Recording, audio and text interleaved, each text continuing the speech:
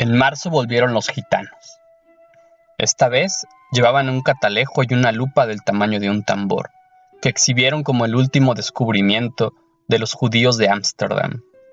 Sentaron una gitana en un extremo de la aldea e instalaron el catalejo a la entrada de la carpa. Mediante el pago de 5 reales, la gente se asomaba al catalejo y veía a la gitana al alcance de su mano. «¿La ciencia ha eliminado las distancias?», pregonaba Melquiades. «Dentro de poco, el hombre podrá ver lo que ocurre en cualquier lugar de la tierra, sin moverse de su casa». Un mediodía ardiente hicieron una asombrosa demostración con la lupa gigantesca. Pusieron un montón de hierba seca en mitad de la calle y le prendieron fuego mediante la concentración de los rayos solares. José Arcadio Buendía, que aún no acababa de consolarse por el fracaso de sus imanes, concibió la idea de utilizar aquel invento como un arma de guerra. Melquiades, otra vez, trató de disuadirlo, pero terminó por aceptar los 2 lingotes imantados y 3 piezas del dinero colonial a cambio de la lupa. Úrsula lloró de consternación. Aquel dinero formaba parte de un cofre de monedas de oro que su padre había acumulado en toda una vida de privaciones y que ella había enterrado debajo de la cama en espera de una buena ocasión para invertirlas. José Arcadio Buendía no trató ni siquiera de consolarla. Entregado por entero a sus experimentos tácticos con la abnegación de un científico y aun a riesgo de su propia vida, tratando de demostrar los efectos de la lupa en la tropa enemiga, se expuso él mismo a la concentración de los rayos solares y sufrió quemaduras que se convirtieron en úlceras y tardaron mucho tiempo en sanar. Ante las protestas de su mujer, alarmada por tan peligrosa inventiva, estuvo a punto de incendiar la casa.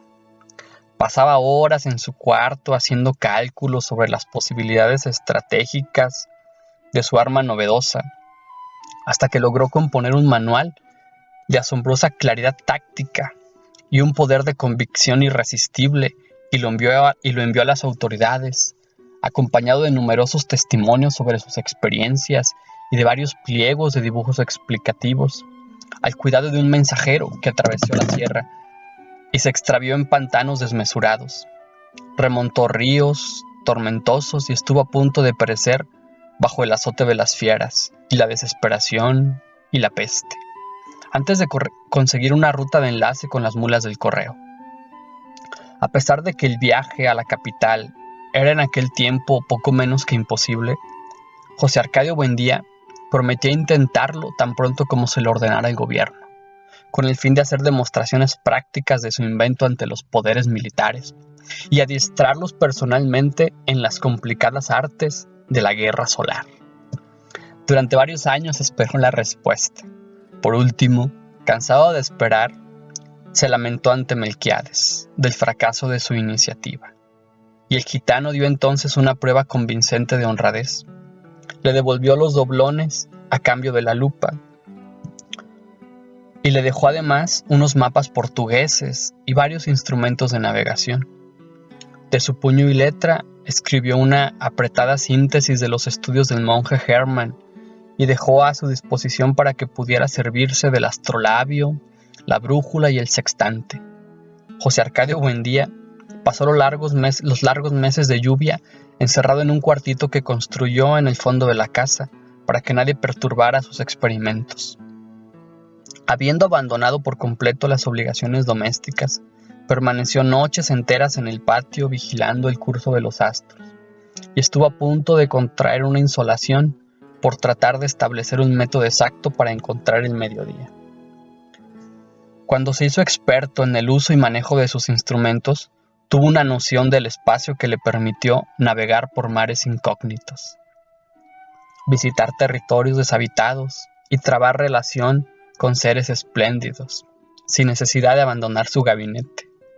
Fue esa la época en que adquirió el hábito de hablar a solas, paseándose por la casa sin hacer caso de nadie, mientras Úrsula y los niños se partían el espinazo en la huerta, cuidando el plátano y la malanga, la yuca y el ñamé, la yaguama y la berenjena. De pronto, sin ningún anuncio, su actividad febril se interrumpió y fue sustituida por una especie de fascinación. Estuvo varios días como hechizado, repitiéndose a sí mismo en voz baja un sartal de asombrosas conjeturas, sin dar crédito a su propio entendimiento. Por fin, un martes de diciembre, a la hora del almuerzo, soltó de un golpe toda la carga de su tormento. Los niños habían de recordar por el resto de su vida la augusta solemnidad con que su padre se sentó a la cabecera de la mesa, temblando de fiebre, devastado por la prolongada vigilia y por el encono de su imaginación, y les reveló un descubrimiento. La tierra es redonda como una naranja. Úrsula perdió la paciencia. Si has de volverte loco, vuélvete tú solo, gritó. Pero no trates de inculcar a los niños tus ideas de gitano. José Arcadio Buendía, impasible, no se dejó amedrentar por la desesperación de su mujer, que en un rapto de cólera le destrozó el astrolabio contra el suelo. Construyó otro, reunió en el cuarto a los hombres del pueblo y les demostró con teorías que para todos resultaban incomprensibles la posibilidad de regresar al punto de partida navegando siempre hacia el oriente. Toda la aldea estaba convencida de que José Arcadio Buendía había perdido el juicio. Cuando llegó Melquiades a poner las cosas en su punto, exaltó en público la inteligencia de aquel hombre, que por pura especulación astronómica había construido una teoría ya comprobada en la práctica, aunque desconocida hasta entonces en Macondo, y como una prueba de su admiración, le hizo un regalo que había de ejercer una influencia terminante en el futuro de la aldea: un laboratorio de alquimia. Por esa época, Melquiades había envejecido con una rapidez asombrosa.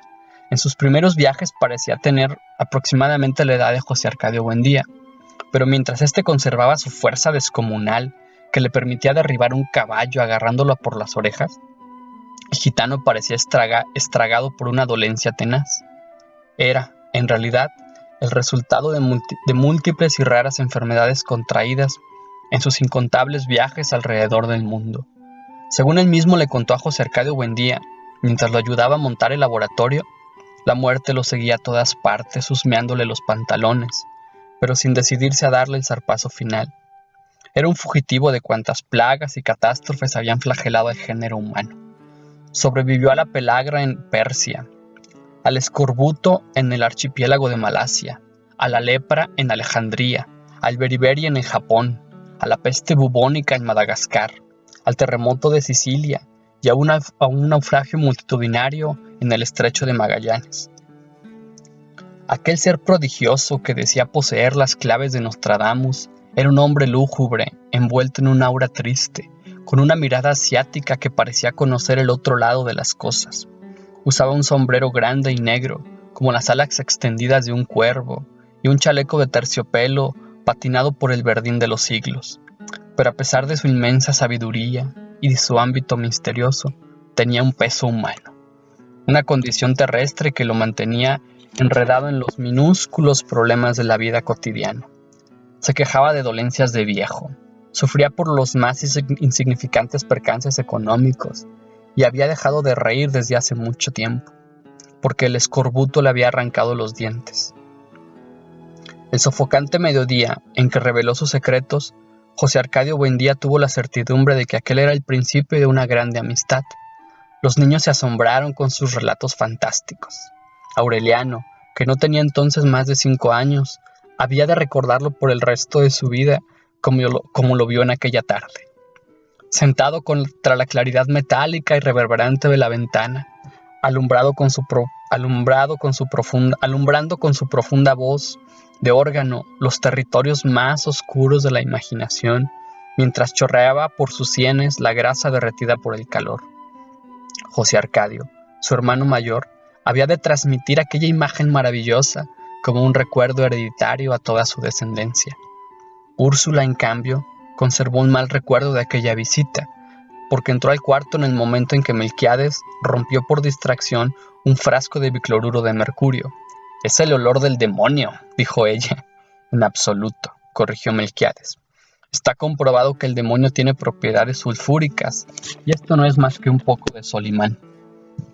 Siempre didáctico, hizo una sabia exposición sobre las virtudes diabólicas del cinabrio, pero Úrsula no le hizo caso, sino que se llevó a los niños a rezar. Aquel olor mordiente quedaría para siempre en su memoria, vinculado al recuerdo de Melquiades.